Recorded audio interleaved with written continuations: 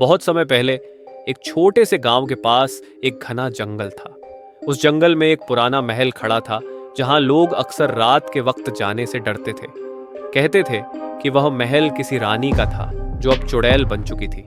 रानी का नाम माया था और वह अपनी खूबसूरती और ताकत के लिए प्रसिद्ध थी, लेकिन उसकी शक्ति का एक अंधेरे रहस्य था। माया एक बहुत ही भव्य और दयालु रानी थी, लेकिन उसकी सुंदरता की कोई सीमा नहीं थी। उसकी सुंदरता और शक्तियों का रहस्य एक जादुई आभूषण में छिपा था, जो उसने अपनी मां से प्राप्त किया था। यह आभूषण उसे अमरता और अद्वितीय ताकत देता था, लेकिन माया के दिल में एक खौफ था। वह किसी दिन अकेली हो सकती थी और उसके पास अपनी पूरी ताकत को संभालने का कोई रास्ता नहीं होगा। एक दिन जब वह जंगल में शिकार पर गई थी, उसने एक बूढ़ी महिला को देखा। उस महिला ने रानी से कहा, तुम्हारी खूबसूरती और शक्ति का रहस्य केवल तुम जानती हो, लेकिन जब तक तुम अपने दिल में किसी और को जगह नहीं दोगी, तुम्हारी शक्तियां तुम्हारे खिलाफ काम करने लगेंगी। रानी माया ने उसकी बातों को नजरअंदाज किया और आभूषण को और मजबूत करने की कोशिश की। समय बीतता गया और माया का दिल ठंडा हो गया। उसने अपने राज्य के लोगों से दूरियां बना ली और वह अकेली हो गई। उसकी शक्तियां बढ़ती गईं, लेकिन साथ ही उसकी तन्हाई भी। एक दिन जब रानी ने आभूषण में कोई बदलाव करने की कोशिश की, तो वह अचानक अपने जादुई शक्तियों से बाहर हो गई और उसकी आत्मा एक चुड़ैल में बदल गई। अब वह जंगल के पुराने महल में रहती थी, जो एक खौफनाक जगह बन चुका था।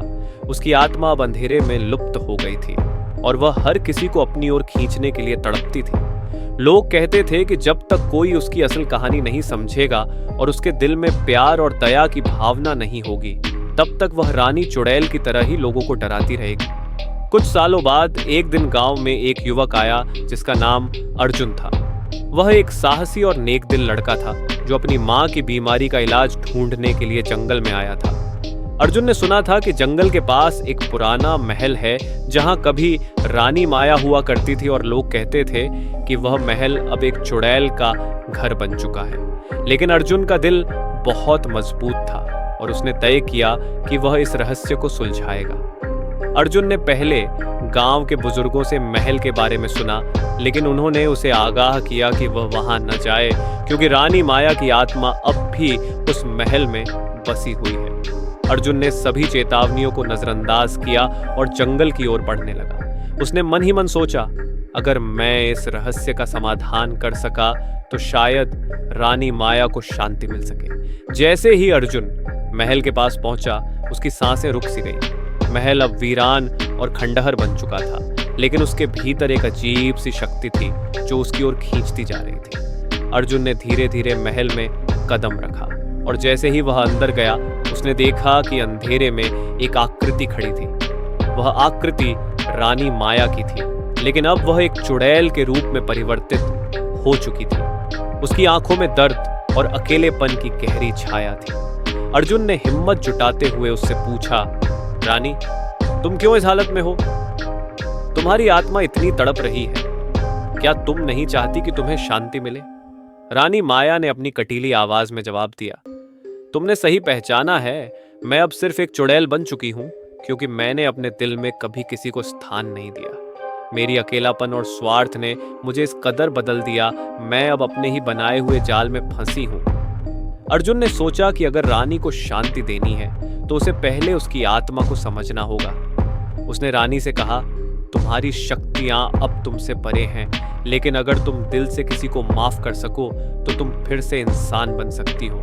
तुम अपनी गलतियों का प्रायश्चित कर सकती हो। रानी माया ने अर्जुन की बातों को सुना और उसके बाद उसके सामने एक अजीब परिवर्तन आया। उसके चेहरे पर एक हल्की सी मुस्कान आई और उसकी आंखों में हल्की सी राहत दिखने लगी।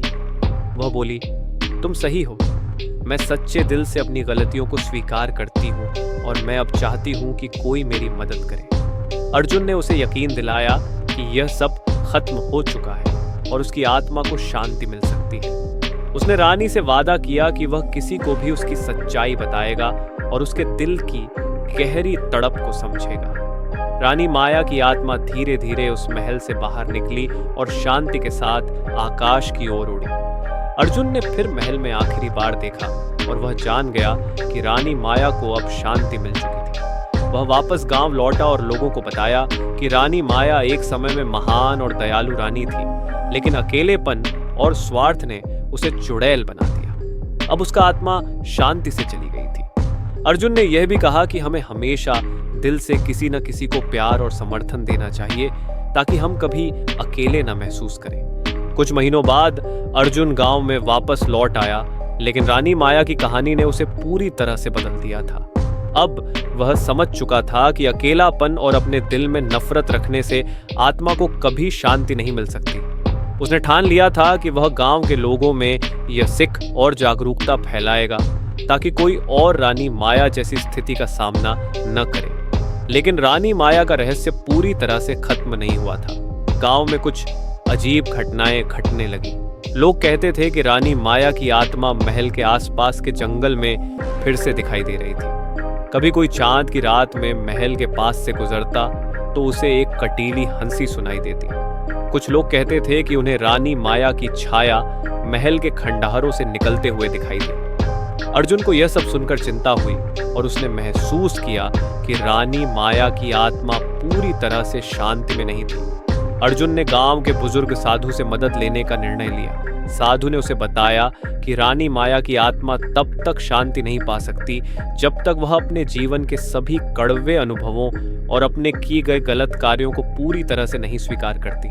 यह जरूरी था कि अर्जुन रानी के भीतर के गुस्से और नफरत को खत्म करने के लिए एक आखिरी उपाय खोजे। साधु ने अर्जुन से कहा, तुम्हें रानी माया के खोए हुए आभूषण को फिर से ढूंढना होगा। वही आभूषण उसके जीवन की शक्ति और कमजोरी दोनों था। वह आभूषण अगर सही हाथों में आ जाए तो रानी की आत्मा को अंतिम शांति मिल सकती है। अर्जुन ने अपनी यात्रा फिर से शुरू की। उसे जंगल की गहरी और घनी छाव में वह आभूषण ढूंढने के लिए वापस जाना था। वह जानते थे कि यह यात्रा खतरे से भरी हो सकती है, लेकिन उसने अपने दिल में यह ठान लिया था कि वह रानी माया की आत्मा को शांति देने के लिए जो भी करेगा वह करेगा। घने जंगल में घुसते हुए अर्जुन ने महसूस किया कि उसे न केवल आभूषण बल्कि रानी माया की आत्मा का सामना भी करना होगा। जैसे जैसे वह महल के पास पहुंचा, उसने देखा कि महल की दीवारें अब भी उस काले अंधकार से घिरी हुई थीं, जो रानी माया की आत्मा ने छोड़ा था। वह महल के भीतर घुसा और वहां पुराने खंडहरों में खोजबीन शुरू की। कुछ ही देर में उसे एक कमरे में एक चमकदार आभूषण दिखाई दिया, जो एक पुराने तख्ते के नीचे दबा हुआ था। अर्जुन ने धीरे से आभूषण को निकाला और जैसे ही उसने इसे हाथ में पकड़ा, महल की दीवारों में हलचल मच गई। रानी माया की आत्मा सामने आई और उसकी आंखों में तीव्र गुस्सा और दर्द था। तुम फिर से यहाँ क्यों आए हो अर्जुन? रानी की आवाज गहरी और कटीली थी। क्या तुम चाहते हो कि मैं फिर से उसी दर्द में जीऊं? अर्जुन ने कहा, मैं नहीं चाहता कि तुम इस दर्द में सड़ती रहो रानी। मैं सिर्फ तुम्हारे दिल को शांति देना चाहता हूँ। यह आभूषण तुम्हारे अंदर के गुस्से और नफरत को नियंत्रित करता था। तुम्हारे पास फिर से यह शक्ति है, लेकिन अगर तुम इसे सही तरीके से इस्तेमाल करोगी तो तुम्हारी आत्मा को शांति मिल सकती है। रानी माया की आंखों में एक हल्की सी पीड़ा और पछतावा नजर आया। उसने आभूषण को देखा और फिर अर्जुन की ओर देखा। उसके भीतर एक जुझारू भावनाओं का संघर्ष चल रहा था। क्या वह अब भी अपने अतीत को अपनाएगी या अपनी आत्मा को शांति देगी? अर्जुन ने धीरे से आभूषण को रानी माया के सामने रखा और कहा, तुम इसे अपनाओ, लेकिन इस बार इसे अपने दिल से अपनाओ। अपनी गलतियों को स्वीकार करो ताकि तुम शांति पा सको। रानी माया ने आभूषण को देखा और धीरे धीरे उसे अपने दिल के पास लिया। जैसे ही उसने आभूषण को पकड़ा, उसकी आंखों से आंसू बहने लगे। आभूषण की चमक हल्की सी मध्यम हुई और रानी माया का चेहरा कुछ हल्का हुआ। फिर उसकी आत्मा धीरे धीरे शांति की ओर बढ़ी और वह अंततः आकाश में उड़ गई, जैसे उसे हर दर्द और हर अपराध से मुक्त कर दिया गया हो। अर्जुन ने आशीर्वाद स्वरूप ऊपर देखा और महसूस किया कि वह रानी माया के साथ साथ अपने दिल के गहरे डर से भी मुक्त हो चुका था। उसने इस अनुभव से यह सीखा कि अगर हम अपने भीतर के घावों को पहचान कर उन्हें स्वीकार करें तो हम सच्ची शांति पा सकते हैं।